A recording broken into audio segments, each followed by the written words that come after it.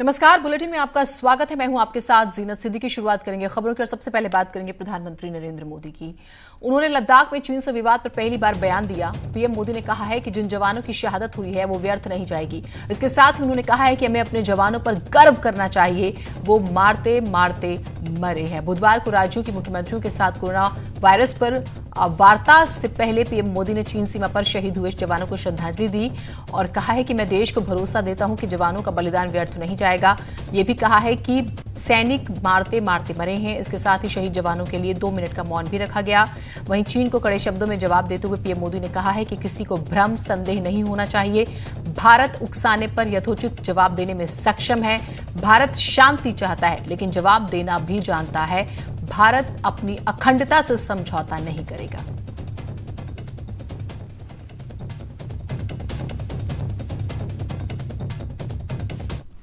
शांति की, पूरी मानवता के कल्याण की कामना की है।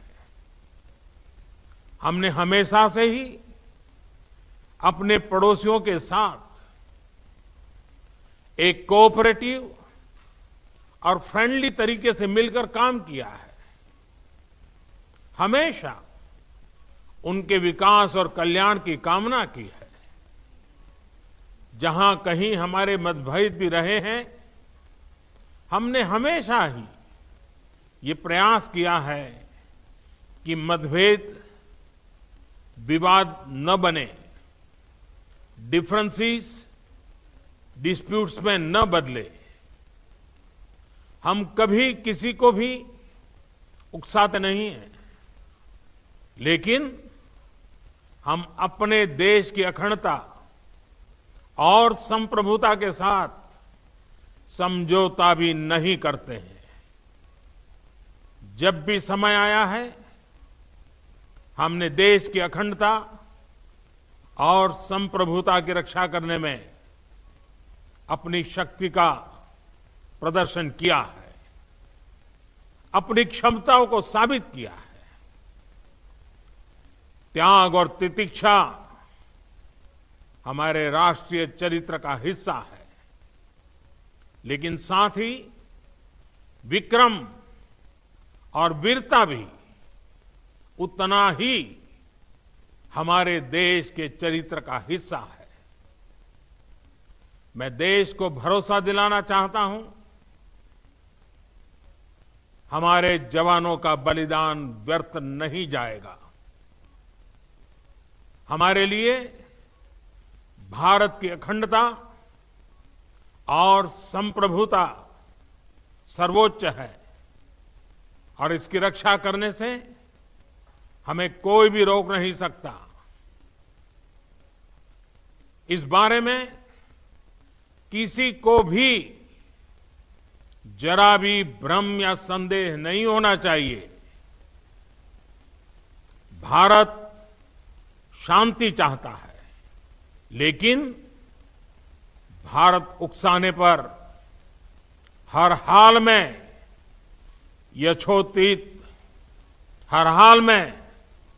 यथोचित जवाब देने में सक्षम है। और हमारे दिवंगत शहीद वीर जवानों के विषय में देश को इस बात का गर्व होगा कि वे मारते मारते मरे हैं।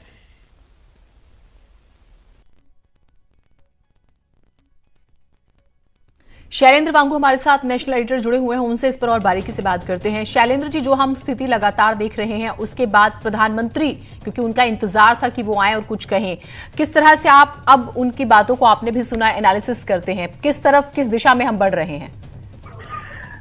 देखिए, प्रधानमंत्री मोदी का जो एड्रेस है, ये बहुत कड़ी और सख्त लहजे में पीएम मोदी ने साफ कर दिया है कि जो कुछ भी सीमा पर हुआ है वो भारत को मंजूर नहीं है। और प्रधानमंत्री मोदी ने ये भी कहा है कड़े शब्दों में कि जो भी जवान शहीद हुए हैं उनकी शहादत व्यर्थ नहीं जाएगी और भारत एक शांतिप्रिय देश है, वो कभी अपने पड़ोसी देश के साथ गलत व्यवहार नहीं करता है। लेकिन अगर उकसाए तो यथोचित जो कार्रवाई होती है वो भी भारत करता है।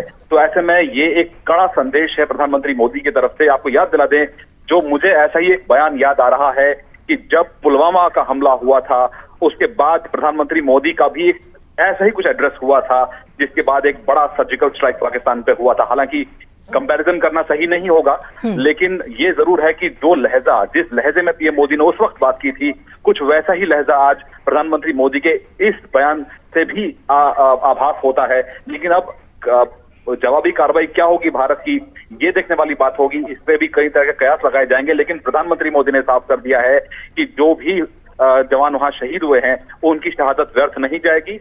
और साथ ही पीएम मोदी ने यह भी कहा है कि जो भी जवान वहां पे शहीद हुए हैं वो ऐसे ही नहीं मरे, बल्कि वो लड़ते लड़ते मरे हैं। तो एक बड़ा मैसेज, एक बड़ा पॉलिटिकल मैसेज। और साथ ही साथ ये भी कि प्रधानमंत्री मोदी ने एक ऑल पार्टी मीटिंग भी बुलाई है 2 दिन बाद शाम 5 बजे, जहां पर सभी राजनीतिक पार्टियों को ऑन बोर्ड लेकर एक आपसी सहमति तय की जाएगी, जिसके बाद भारत अपना अगला कदम उठाएगा।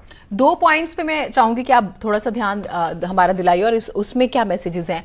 एक तो सेंटिमेंट्स जिसका हम जिक्र करते हैं, और एक जो हमेशा से भारत का रवैया रहा है कि हम शांति चाहते हैं हर हाल में, और इसी वजह से 45 दिन निकल गए शांति के ही इंतजार में, और कई मीटिंग्स होती हैं हाई लेवल की, हर तरह की मीटिंग्स का हमने जिक्र भी किया था, जैसे शाम को भी बात की थी।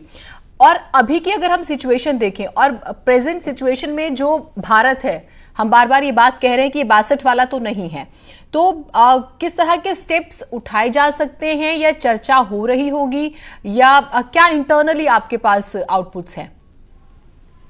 देखिए, इसमें इस पूरे बयान में सबसे अहम जो सेंटेंस जो प्रधानमंत्री मोदी ने कहा है, पीएम मोदी ने कहा है कि हम देश के एक एक इंच जमीन की और देश के स्वाभिमान की रक्षा करेगा भारत। तो जाहिर तौर पर जो चीन की एक्सपेंशनिस्ट जो स्ट्रेटजी रहती है कि वो विस्तारवादी देश है, वो अपने दूसरे पड़ोसी देशों की जमीन हड़पने की कोशिश लगा रहता है। तो ऐसे माहौल में प्रधानमंत्री मोदी का ये स्टेटमेंट एक कड़ा स्टेटमेंट है चीन को सीधे तौर पे कहते हुए कि हम अपनी एक इंच जमीन की रक्षा करेंगे और अपने स्वाभिमान की रक्षा करेंगे, और इसके लिए जो सही होगा वो भारत कदम उठाएगा। लेकिन फिलहाल कुछ भी कयास लगाना जल्दबाजी होगी। हमने ये भी देखा है कि ऐसा ही, जैसे मैंने आपको पहले भी बताया था कि सर्जिकल स्ट्राइक से पहले कुछ ऐसा ही स्टेटमेंट प्रधानमंत्री मोदी का आया था। कहीं ना कहीं कंपैरिजन भी उसे अगर आप देखें किया जा सकता है, लेकिन कार्रवाई क्या होगी, किस तरह ये कार्रवाई होगी, ये देखने वाली बात है। लेकिन वहीं ये भी साफ कर दिया था पीएम ने कि भारत बातचीत के जरिए मसला हल करना चाहता है और शांति भारत चाहता है। तो ऐसे में कार्रवाई किस तरह की होगी, क्या प्रारूप होगा उसका, उस पर फिलहाल अभी सिर्फ कयास लगाए जा सकते हैं। लेकिन ये जरूर है कि प्रधानमंत्री मोदी ने साफ कर दिया है कि जो 20 जवान शहीद हुए हैं उनकी शहादत व्यर्थ नहीं जाएगी। और एक और चीज शैलेंद्र जी, जो बाकी के मुल्क हैं उनका सॉफ्ट कॉर्नर, या हमें कहें कि भारत के साथ हैं वो, और ये भी एक स्ट्रेंथ देता है। बिल्कुल बिल्कुल, जाहिर तौर पर चीन एक ऐसा देश है जिससे लगभग दुनिया के सभी जो मुल्क हैं वो खुश नहीं है, क्योंकि वो सहयोग नहीं करता है। हमने ये भी देखा है कि जब मौलाना मसूद अजहर पर यूएनएससी में प्रतिबंध लगाने की बात थी, तो इकलौता चीन ही ऐसा देश था जो बार बार अड़ंगा लगा रहा था और पाकिस्तान के साथ खड़ा था। लेकिन जब मजबूर किया गया, तब जब चाइना को जब आर्म ट्विस्ट किया गया, उसके बाद चाइना अपना रुख बदलना पड़ा। लेकिन इस पूरे मामले के बाद अब भारत और चीन के संबंध बहुत ज्यादा बिगड़ चुके हैं, और जब 20 जवान जब शहीद होते हैं किसी देश में जिसमें कर्नल भी शामिल हो, तो जाहिर तौर पर इसको हल नहीं लिया जा सकता है। ये जो सेंटिमेंट पूरे देश का है, प्रधानमंत्री मोदी सेंटिमेंट को समझ रहे हैं। लेकिन अब देखना यह होगा कि भारत का अगला कदम क्या होगा। हालांकि अगर हम बयानों की बात करें तो संयुक्त राष्ट्र की तरफ से, अमेरिका की तरफ से और यूके की तरफ से जो बयान अब तक आए हैं, जिसमें यह साफ कहा गया है कि भारत और चीन को आपस में बैठकर बातचीत के जरिए करना चाहिए, क्योंकि हिंसा किसी के हित में नहीं होता है। लेकिन अब क्योंकि ये स्वाभिमान की बात है, ये जवानों की शहादत की बात है, प्रधानमंत्री मोदी का ये मैसेज कहीं ना कहीं देश में जो गुस्सा उसको कहीं ना कहीं ठंडा जरूर करेगा और एक डायरेक्शन देगा कि अब देश किस तरफ आगे बढ़ेगा। हालांकि आपको बता दें कि कोई भी फैसला जो होगा वो लेने से पहले सभी राजनीतिक पार्टियों को अनोट लिया जाएगा। दो बात होने वाली है, उस पर सबकी नजर रहेगी कि आखिर अब प्रधानमंत्री मोदी की अगुवाई में देश किस ओर आगे बढ़ेगा। एक और पॉइंट जो है उस पर भी बात मैं चाहूंगी कि हम करें कि जैसे मीटिंग का आप जिक्र कर रहे हैं वो बहुत इंपॉर्टेंट रहेगी और इंटरनली स्ट्रैटेजीज भी बन रही होंगी। जो विपक्षी पार्टियां हैं वो क्वेश्चंस तो कर रही हैं, लेटर्स तो लिख रही हैं, सेम उनकी भी उतनी ही रिस्पॉन्सिबिलिटी है कि आप सजेशंस भी दीजिए। जब बात देश की आती है तो सबको साथ खड़े होना होगा और राजनीति से बहुत ऊपर उठकर। बिल्कुल, जाहिर तौर पर यह ऐसा मौका है जहां पर देश सबसे ऊपर है, देश की सुरक्षा, देश का स्वाभिमान सबसे ऊपर है। राजनीतिक पार्टियों के जो एजेंडाज हैं वो उसके सामने मायने नहीं रखते हैं। तो ऐसे में माना जा रहा है कि सभी पॉलिटिकल पार्टीज इस बैठक में शामिल होंगी। हालांकि अभी तक ऑफिशियली कम्युनिकेशन नहीं गया है पार्टीज के पास, लेकिन माना जा रहा है कि सभी पार्टियां एकजुट होकर इस पे एक साथ होंगी। लेकिन अहम बात यह भी है कि चाइना के साथ डील कैसे किया जाए, ये बड़ा सवाल है। विकल्प बहुत सारे हैं। सबसे बड़ा विकल्प, अगर हम अपने एक्सपीरियंस की अगर हम बात करें तो चाइना को सबसे ज्यादा दर्द तब होता है कि जब चाइना के वन चाइना पॉलिसी को जब कोई चैलेंज करता है। तो अगर भारत चाइना की वन पॉलिसी, चाइना को अगर चैलेंज करता है तो उससे बहुत पीड़ा होती है चाइना को। और खासतौर से तिब्बत को लेकर चाइना बहुत हमेशा बौखलाया रहता है। जब भी तिब्बत का जिक्र आता है तो चाइना बौखला जाता है। तो समझा जा सकता है कि कुछ ऐसा भारत कर सकता है, ऐसे विकल्प भारत के पास हैं जो चाइना को मजबूर करेगा कि वो मेज पर आए और बातचीत के जरिए एलएसी को सुलझाए। हालांकि आपको ये भी याद दिला दें कि पूर्व प्रधानमंत्री मनमोहन सिंह के कार्यकाल में ही स्पेशल रिप्रेजेंटेटिव लेवल टॉक्स की शुरुआत हुई थी। उसके 16 दौर बीत चुके हैं, लेकिन अभी तक भारत और चीन के बीच सीमा विवाद का कोई हल नहीं निकला है। माना यह जाता है कि चाइना जानबूझ के सीमा विवाद को हल नहीं करना चाहता है ताकि अपने पड़ोसी देशों को वो इसी तरह से परेशान करे और इसी तरह से उन पर दबाव बनाए। बहुत शुक्रिया आप हमारे साथ जुड़े। तो इस तरह की स्ट्रैटेजी पे काम करना होगा जिससे कि चाइना एक मेज पर आए, बातचीत करे और उसकी दुखती रग पर जो है हाथ रखना बहुत ज्यादा जरूरी है। बहुत शुक्रिया आप हमारे साथ जुड़े। उधर लद्दाख के गलवान घाटी में भारत और चीन के बीच हिंसक झड़प पर मोदी सरकार एक्शन में आ चुकी है। प्रधानमंत्री नरेंद्र मोदी ने 19 जून को शाम 5 बजे सर्वदलीय बैठक बुलाई है। इस बैठक में अलग अलग पार्टियों के अध्यक्ष शामिल होंगे। इस बैठक में भारत चीन के बीच सीमा विवाद पर चर्चा की जाएगी। बड़ी खबर यह भी आ रही है कि पीएम मोदी ने जो ये सर्वदलीय बैठक बुलाई है, कोशिश यही है कि जो बेस्ट किया जा सके देश के लिए वो किया जाए, स्टेप्स उठाए जाए। जो टेंशन चल रही है इसको लेके ये बैठक बहुत महत्वपूर्ण और इस पर सभी की नजर बनी हुई है।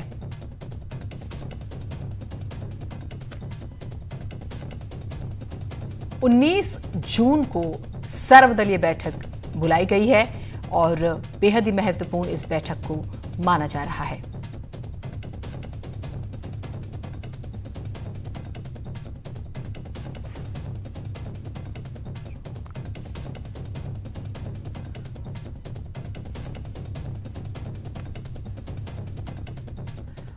और एक तरफ चीन से परेशान, दूसरी तरफ कोरोना से परेशान प्रधानमंत्री कोरोना को लेकर भी कुछ जानकारियां दे रहे हैं, कुछ बातें बता रहे हैं, ये सुन लेते हैं। वो बहुत बड़ी चुनौती बन सकती है।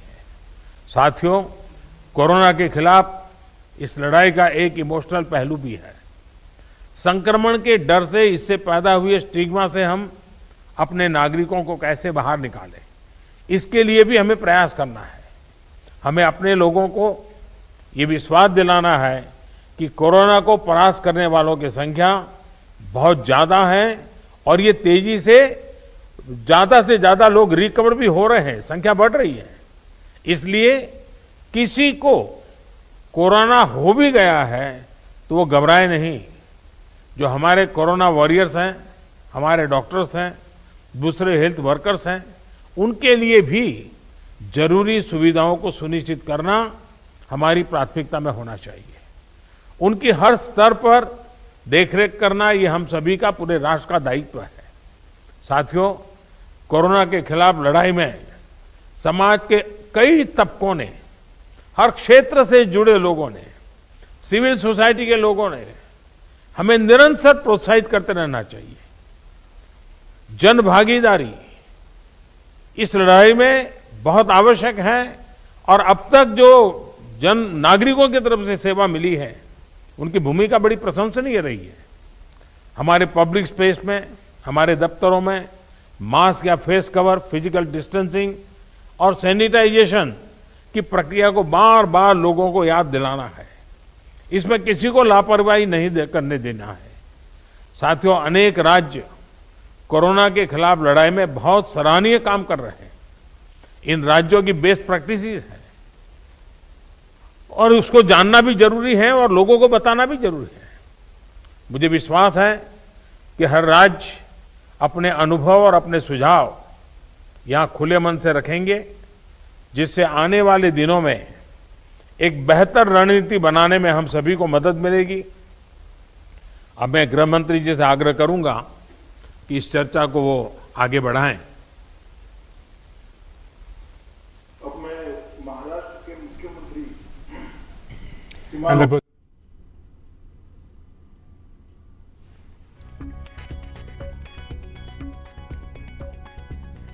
तो प्रधानमंत्री एक बहुत महत्वपूर्ण बात उन्होंने कही है कि हमें ये नहीं भूलना चाहिए कि कोरोना से जो लोग संक्रमित हुए हैं और जितने आंकड़े हमें देख रहे हैं कि जान जा रही है, लेकिन रिकवर करने वाले ज्यादा हैं, तो इसे आप एक पॉजिटिव नोट पर लीजिए और उसके हिसाब से हमें जो है कोरोना से लड़ना है और हर हाल में जीतना है। एक छोटे से ब्रेक के लिए रुक रहे हैं, आप कहीं मत जाइएगा।